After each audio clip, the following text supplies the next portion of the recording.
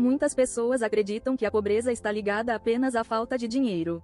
Eu nunca vi essa forma. Eu já conhecia pessoas que trabalhavam em vários empregos e continuavam fazendo coisas, enquanto outras, com menos recursos, conseguiam transformar sua realidade em pouco tempo. O que sempre me chamou a atenção não era o saldo na conta, mas sim os hábitos. À época, eu entendia que quando alguém muda suas atitudes em apenas 30 dias, pode transformar toda a sua vida instantaneamente. Isso não depende de gênero, qualificações acadêmicas ou do lugar onde nasceu, mas das escolas que se repetem diariamente, ou que uma pessoa decida comer, ouvir, com quem convive, ou que esteja presa à sua maneira de pensar. São essas escovas invisíveis que constroem ou destroem um futuro financeiro. O mais impressionante é que muitos de nós não percebemos que, com pequenas decisões erradas, estamos cavando nosso próprio buraco todos os dias. A realidade é simples, mas difícil de encarar. Não importa quanto alguém ganhe, se continuarmos com uma mentalidade de escassez, continuaremos presos à pobreza. Foi quando percebi que comecei a me identificar com um pai. Sempre que uma pessoa de origem humilde adotava novos hábitos por apenas 30 dias, os resultados apareciam. Não começou, podíamos ser discretos, mas éramos consistentes. Porque o dinheiro nunca muda antes da mentalidade, a mente sempre vê primeiro. Eu sei disso porque não há lugar. Quando decidi fazer pequenas mudanças, dia após dia, percebi que a prosperidade não nasce em um saco, mas em uma maneira de pensar. O que você entende é que mesmo quando está falhando, você encontra o caminho para crescer. Já quem rejeita essa verdade por orgulho ou teimosia, acaba vivendo a mesma realidade, repetida ano após ano. Por muito tempo, as mesmas pessoas me culpavam. Eu era responsável pelo meu país por não ter condições. Eu criticava a escola por não ensinar finanças. Eu cobrava do governo, do sistema, do mundo. Era fácil justificar meus fracassos com o que eu estava perdendo. Mas essa postura só me mantém preso à mediocridade, sem nenhuma mudança. Um ponto de virada aconteceu quando percebi que ele não tinha mais nada para mim. Você só tem duas opções: continuar culpando os outros ou assumir que minha vida foi consequência direta da minha educação. Eu trabalhei com petróleo, mas fui transformador. Descubra o poder da autorresponsabilidade. Quando tudo é culpa externa, você não está fora. Quando tudo é sua responsabilidade, você tem todas as possibilidades. Esse novo cheiro me forçou a parar de dar desculpas e começar a procurar soluções. Eu não podia controlar a economia, mas podia controlar as reações a ela. Eu não podia mudar meu passado, mas podia decidir o que faria com os aprendizes que ele me ensinou.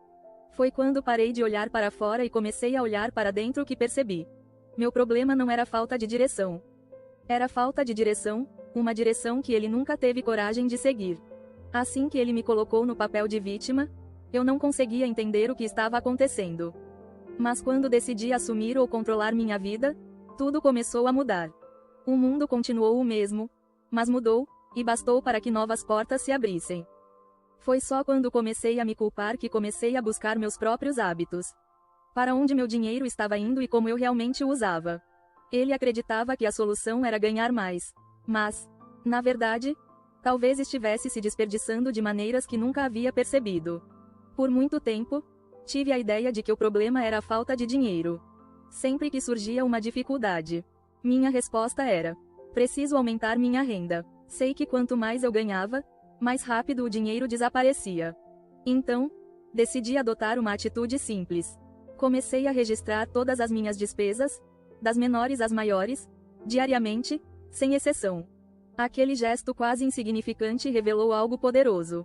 Ele estava sendo negligenciado como minha própria bolsa. Pequenas despesas, um café, um aplicativo, uma compra por impulso no mercado, que pareciam inofensivas, quando somadas, não representam mais uma quantia enorme. A maioria das dificuldades financeiras não se deve à falta de dinheiro, mas sim à falta de clareza. Ele vivia de forma não automática, gastando sem pensar, sem avaliar ou impactar as minhas escolas. Quando comecei a acompanhar cada saída, centavo por centavo, foi a primeira vez que senti que tinha ou controlava as minhas. Não se tratava de ser como uma vaca, mas de ser ágil com a estratégia.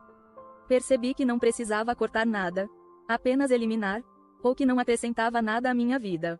A anotação se tornou mais sincera do que ele poderia encarar. Os números não são mencionados, mesmo quando as pessoas tentam se enganar. Eu estava registrando minhas despesas que descobri ou desperdicei sem ver. Itens que nunca usei. Suprimentos para viagem com muito mais frequência do que eu tinha. Compras por impulso que não têm utilidade. Comecei a me perguntar: essa despesa realmente me custa dinheiro? Quase sempre. A resposta era: nada. Essa reflexão me levou a ser mais intencional com cada centavo. Ali nasceu uma nova disciplina. Esse hábito simples abre caminho para um próximo passo. Aprender como seu dinheiro funciona. Se quisessem que ele crescesse, ele precisava estudar. Mas não como em uma escola tradicional, e simplesmente porque as pessoas estudam sem sucesso. Desenvolvi um hábito raro, mas essencial: estudar finanças todos os dias. Não porque sonhasse em ser especialista, mas porque estava cansado de ser ignorante. Logo percebia que minha vida financeira refletia exatamente o que ele sabia, ou melhor, o que ele não sabia. Se quisesse mudar minha realidade, teria que mudar minha realidade. Começou como se estivesse ao meu alcance: livros usados, itens antigos, entrevistas com investidores. Não começo, apenas 10 minutos por dia. Pouco tempo, mas o suficiente para acender uma chama. Li O Homem Mais Rico da Babilônia. Depois Pai Rico, Pai Pobre, que anos depois ele mesmo escreveu, inspirado por aqueles aprendizes iniciais. Cada página era como jogar fora uma venda de 2 olhos. Não tenho ideia de quanta ignorância financeira estava me incomodando. Com o passar do tempo, essa prática vai acontecer. Não era uma questão de gastar horas, mas de manter a consistência. Aprendi sobre ativos, passivos, fluxo de caixa, votos compostos, a diferença entre jiboias divididas e ruínas. Descobri que os ricos pensam diferente porque aprendemos coisas diferentes. E não é segredo, está disponível em livros, entrevistas e histórias sobre o que você procura. O problema é que você não tem disciplina para ir até lá ou terminar. Esse estudo diário me dá algo que nenhum salário poderia oferecer: autonomia. Quando entendi a lógica do dinheiro, comecei a tomar decisões mais inteligentes, mais conscientes, mais alinhadas com meus objetivos. Não preciso mais de conselhos aleatórios ou da aprovação de outras pessoas. Eu sabia o que estava fazendo e, assim, encontrei uma paz que nenhum dos métodos tradicionais conseguiu me dar. Aprender sobre finanças me mostrou uma verdade poderosa: ganhar bem não significa, necessariamente, viver bem. A verdadeira liberdade vem quando suas despesas são menores que sua renda, mesmo que essa renda ainda seja modesta.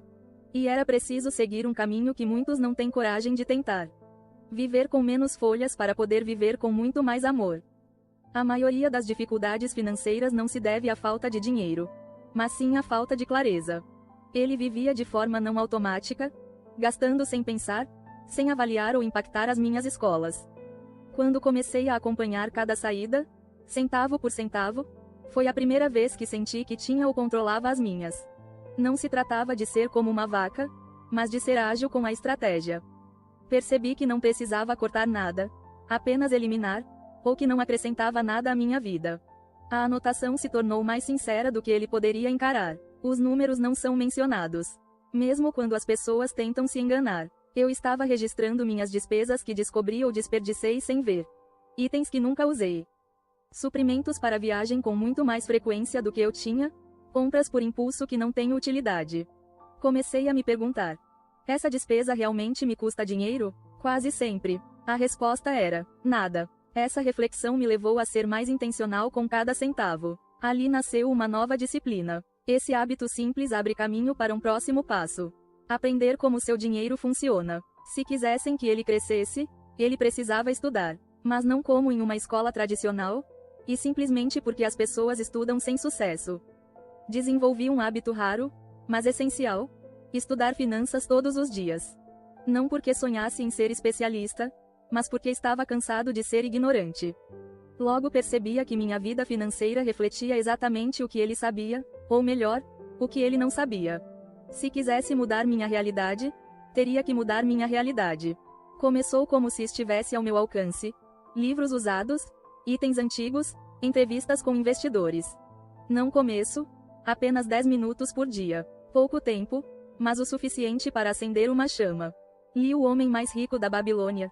Depois Pai Rico, Pai Pobre, que anos depois ele mesmo escreveu, inspirado por aqueles aprendizes iniciais. Cada página era como jogar fora uma venda de 2 olhos. Não tenho ideia de quanta ignorância financeira estava me incomodando. Com o passar do tempo, essa prática vai acontecer. Não era uma questão de gastar horas, mas de manter a consistência. Aprendi sobre ativos, passivos, fluxo de caixa, votos compostos, a diferença entre jiboias divididas e ruínas. Descobri que os ricos pensam diferente porque aprendemos coisas diferentes. E não é segredo, está disponível em livros, entrevistas e histórias sobre o que você procura. O problema é que você